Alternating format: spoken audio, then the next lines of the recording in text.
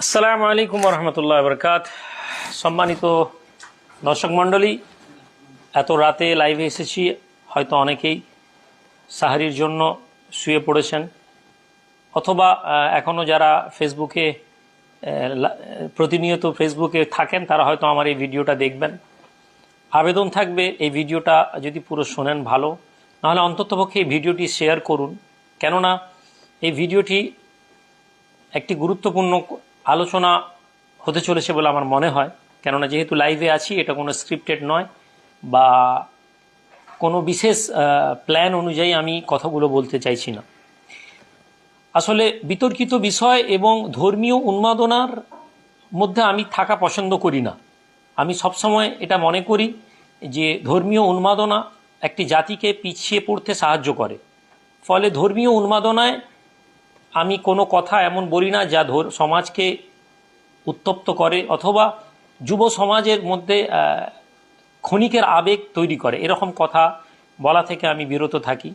ফলে যখনই কেউ বিতর্কিত কথা বলে অথবা ইসলামের বিষয়ে সমালোচনা করে বা ইসলামকে ডিরেক্টলি অথবা ইনডিরেক্টলি আঘাত করে, এদেরকে জবাব দেওয়ার প্রয়োজন মনে করি না। কেননা আমি একটা বিষয় এটা নিশ্চিত যে ইসলামকে আল্লাহ পাক যে শিখরে পৌঁছেছেন, সেই ইতিহাসকে যদি আমরা 1450 বছরের ইসলামী ইতিহাস দেখি, তাহলে আমরা দেখব যে এর পূর্বেও বহু সমাজ, বহু জাতি ইসলামকে শেষ করার পরিকল্পনা করেছে, কিন্তু তারা ধ্বংস হয়ে গিয়েছে। অপরদিকে যদি তথ্যভিত্তিক ভাবনা চিন্তার মধ্যে আমরা থাকি, তাহলে আজকে ইউরোপ, আমেরিকায় সবচেয়ে ফাস্টেস্ট গ্রো রিলিজিয়ান যদি আমরা নেটে সার্চ করি, বা সবচেয়ে দ্রুত যে ধর্ম আজকের দিনে পৃথিবীর বুকে উঠে আসছে তা হচ্ছে ইসলাম। ফলে এই তথ্য থাকার পরে অন্য কোনো ধর্মের মানুষকে আঘাত করা বা তাকে ছোট বলা আমি পছন্দ করি না।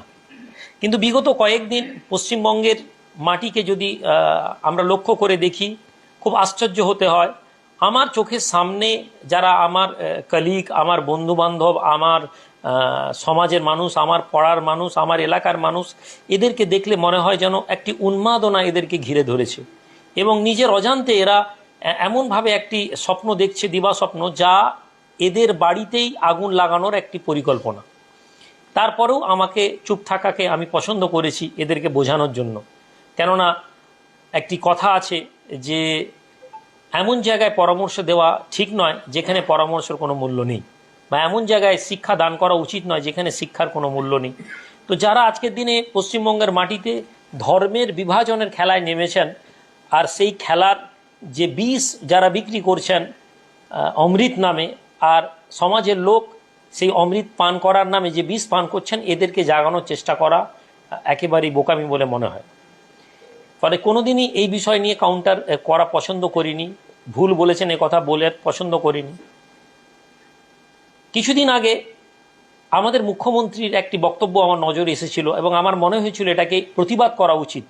তিনি বলেছিলেন যে সংখ্যালঘু মানুষেরা যদি ঘর থেকে বেরোয়, একটি বিশেষ রাজনৈতিক দলের নেতা, আমি আমাদের মুখ্যমন্ত্রীর নাম নেওয়া পছন্দ এজন্য করছি কেননা আমি মনে করি এখনও তার মধ্যে রাজ্যের শৃঙ্খলাকে ধরে রাখার জন্য হয়তো তিনি প্রচেষ্টা করবেন বা করছেন।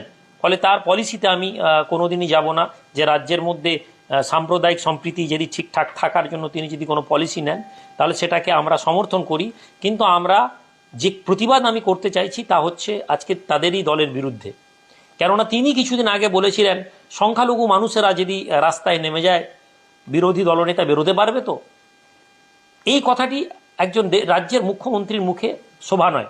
আমাকে অনেকেই বলেছিল আপনি বলুন। তো আমি একই কথা সবাইকে, আমার পাশাপাশি যারা থাকেন তাদেরকে বলেছিলাম যে আসলে এটি একটি রাজনীতি। একজন মেরে ফেলবেন বলছেন, আরেকজন বলছেন আমি প্রোটেকশন দেব।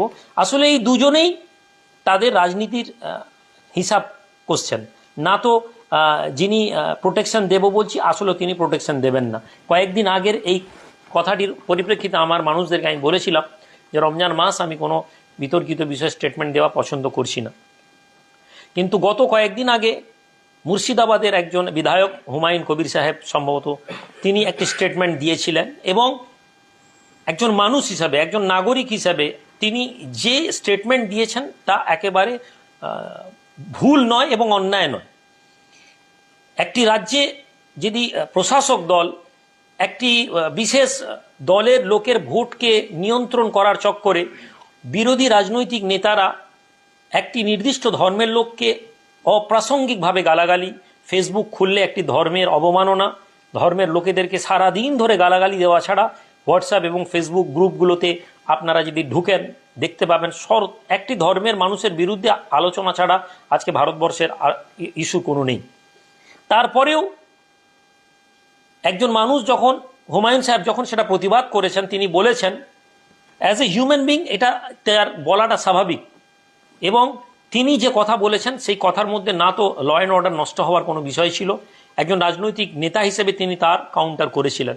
কোথাও না কোথাও তিনি পশ্চিমবঙ্গের তৃণমূলের সংখ্যালঘু ভোটকে প্রোটেক্ট করার জন্য হয়তো তিনি কথা বলেছেন। কেননা সংখ্যালঘু ভোট আজকে তৃণমূলের আছে বলেই মুখ্যমন্ত্রী বলুন বা অভিষেক বন্দ্যোপাধ্যায় বলুন স্কট নিয়ে হাই সিকিউরিটি জোনের মধ্যে ঘুরতে পারেন। সংখ্যালঘু ভোট যেদিন বেরিয়ে যাবে সেদিন আমার এই কথা মিলিয়ে নেবেন যে তাদের নিরাপত্তার যে ভোটটি সেটা হচ্ছে সংখ্যালঘু। কিন্তু দুর্ভাগ্যের বিষয় হলো এই কথা বলার পরেও তিনি, আজ শুনলাম আমি বেরিয়ে আসার পরে তারাবির নামাজের পরে যে বলা হলো যে হুমায়ুন কবির সাহেবকে শোকজ করা হয়েছে। আমরা প্রতিবাদ করি তার প্রতি শোকজ করার, যদিও এটি একটি রাজনৈতিক বিষয়, কিন্তু হুমায়ুন কবির সাহেব আপনি নিশ্চিত থাকুন, হয়তো আপনার পার্টি আপনাকে ভোট দেবে, পার্টির টিকিট দেবে কি দেবে না আমরা জানি না, বা আমি এই বিষয়ে কথা বলতে চাই না, তবে আপনি নিশ্চিত থাকুন আপনার মতন বিধায়কের কোনো রাজনৈতিক দলের কালারে আপনাকে জেতার প্রয়োজন হবে না। আপনি যে রাজনৈতিক দলের সাথে আপনি আছেন সেখানে আপনি আনুগত্যের সাথে সেই পার্টি করেন, আমরা এটা জানি। তৃণমূলকে জেতানোর জন্য যে ধরনের কাজ করতে হয় আপনি সেটা করেছেন, এটাও আমি জানি। এই আলোচনা আজকে হয়তো রাজনৈতিক প্রতিদ্বন্দ্বিতা হিসেবে আপনাকে বলবো না, তবে আপনি করেছেন। আজকে আমাদের মুখ্যমন্ত্রী বা তথা তার দল যে আপনাকে শোকজ লিটার দিয়েছে তার পরিপ্রেক্ষিতে আপনি যে স্টেটমেন্ট দিয়েছেন, একজন সাধারণ পশ্চিমবঙ্গের নাগরিক হিসাবে একথা আমার বলতে দ্বিধা নেই, আপনি সঠিক বলেছেন। আগামীতে আপনি আপনার মেরুদণ্ড সোজা করে রাখুন, পশ্চিমবঙ্গের সংখ্যালঘু